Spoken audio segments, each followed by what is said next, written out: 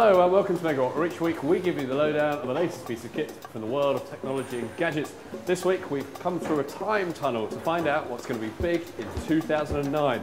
Stay tuned.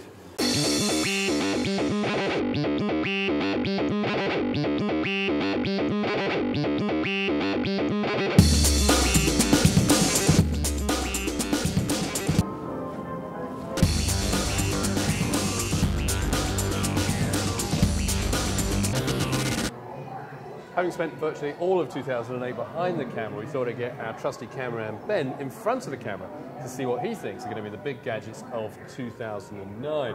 Hello, Ben. Hello. Good. Bit different. It is, I know. It's a bit scary, but anyway. Okay, so 2008, good year. What do you think is going to be big next year?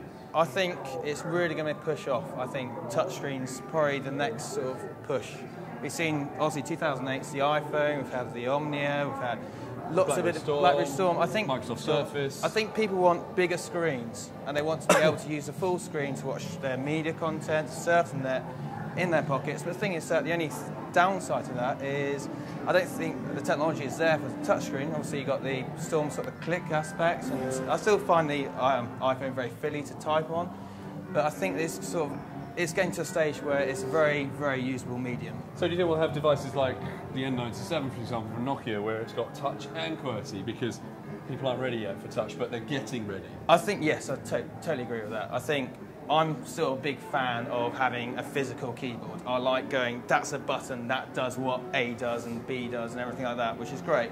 But I think people are getting more accustomed to using touchscreen all the time, and it's this I'm hoping that one day, 2009, will bring a sort of... Do you think we'll get a Mac tablet? Oh, I don't know. Mac fanboys, maybe. They're pushing it, but I think, yes. I think... I can't honestly say, but I'm hoping there is something, because I love the fact that Apple's so innovative and sort of pushes and boundaries and makes people sort of go, hang on, great idea, let's push that. Okay. So getting past touch. Stop being touchy-feely for a moment. Yeah, easy. What else do you think is going to be big? Do you think like TV? Let's talk video cameras and TV, because that's where you come from, the background. Yeah. So what do you think is going to be big there? I think I'm hoping with DSLRs becoming a lot cheaper. I'm hoping that they'll bring more people into professional photography and learning more and everything else. I think people. Do we really need this amount of megapixels? Is it just crazy? We've got 15 megapixels. You can sort of print a whole sort of building. DSLRs are like 24, 25 megapixels now. So I mean, that's quite a big chunk. I mean, they've obviously started adding video. Do you think we'll see more indie filmmakers taking up DSLRs to do like focus pulling and all that sort of stuff? I think yes, definitely. Maybe not so much sort of the amateur side. And I think with the camera which shot HD and slow motion, which great idea, fantastic bits. And I think that's sort of more innovative, and I'm hoping to see that more on professional cameras as sort of my sort of standard, as well as the consumer. So almost the consumer side coming into the professional side. The professional, because I suppose with HD camcorders and HD cameras, some of the where is the boundary now between professional cameras and consumer? Well, I can quite happily go and pick myself up a £500 camera and do what professionals are doing with a couple of grand camera. And okay, you've got the filmmakers and the indies, but I think people are so accepting of DV quality now, and like now HD DV's coming out and everything else, and the hard drive space is getting cheaper and storage, and people are becoming more accustomed to being able to edit footage, and it's coming second nature to people. It's no longer a professional tool, it's amateurs coming along and showing professionals how to do so. And I think that's something to be looking forward to, is actual people using this technology and showing what can be done with it. And where do you think we've started getting better quality footage?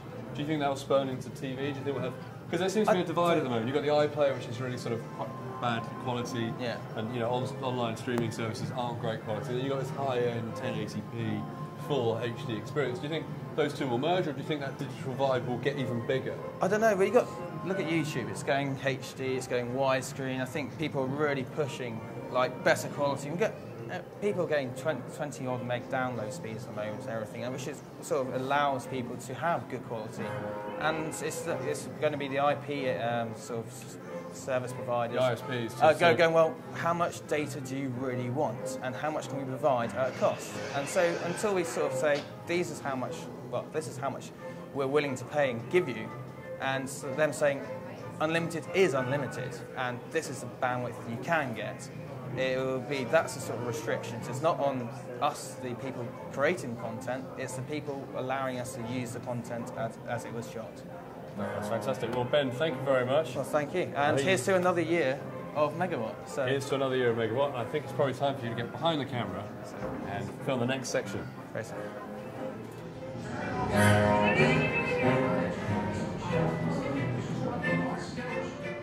So, you've heard what our special guests think, but what do I really think? Well, 2009 is certainly going to be a mirror and maze of innovation. We're going to see stuff like wireless HD, for example, where basically you can get rid of the box under your TV altogether.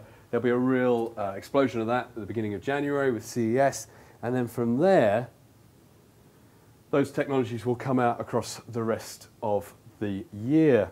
Elsewhere, phones, obviously Android is going to be a massive platform innovation that's going to be rolling out. We've already seen the G1 as we talked about earlier, but the big deal is going to be more handsets from lots of different manufacturers.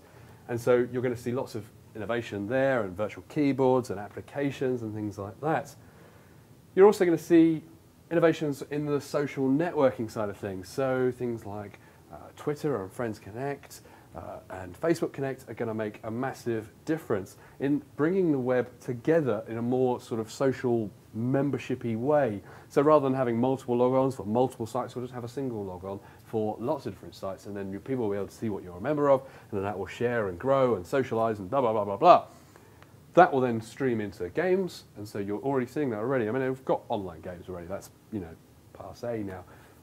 Things like PlayStation Home, where you're more socially interacting in a very Second Life scenario, will bring social interaction to a bigger audience because, hey, who wants to stand in front of a PC living a Second Life when you can sort of do it on your PlayStation in your living room? Elsewhere, you're going to see the wonderful world, the economic downturn taking a real impact. I don't think companies are going to be brave enough to launch products that haven't been tested before. It's like Hollywood releasing a bunch of sequels because they're worried that a new idea might fall flat on its face. And I think from the likes of Apple, from the likes of Dell, from the likes of basically all the big major manufacturers, you're not going to see any massive leaps in innovation. You're just going to see tightening of what you've already got, refining it to make it a better product. Therefore, with that in tow, you're also going to see a more budget-conscious devices coming out. So stuff will be, I don't think you'll see the excess that we've seen in 2008. I don't think you'll see the launch of £2,000 laptops or the launch of £3,000 TVs. You'll see a lot more budget netbooks, so netbooks will still rule the roost. But you'll see that filtering through. Maybe mobile phones will get a budget version. Maybe televisions get a budget version. Things like that, basically. Either way, Megawhat is going to be there. We're going to be filming throughout the year, obviously, and we've got big shows. We've got CES in January, we've got CeBIT in March, we've got IFA in September, and guess what? By the time you blink an eyelid, it'll be Christmas again, and we'll be telling you what's going to be hot in 2010. Well, that's it for this week's show. Hope you've enjoyed it. Why don't you tune in next time for more news, reviews, tips, tricks, opinions, and much more. And we promise to bring you all the latest news and reviews as they happen in 2009. I'm Stuart Miles. This is Megawhat TV. Thanks for watching in 2008. See you soon.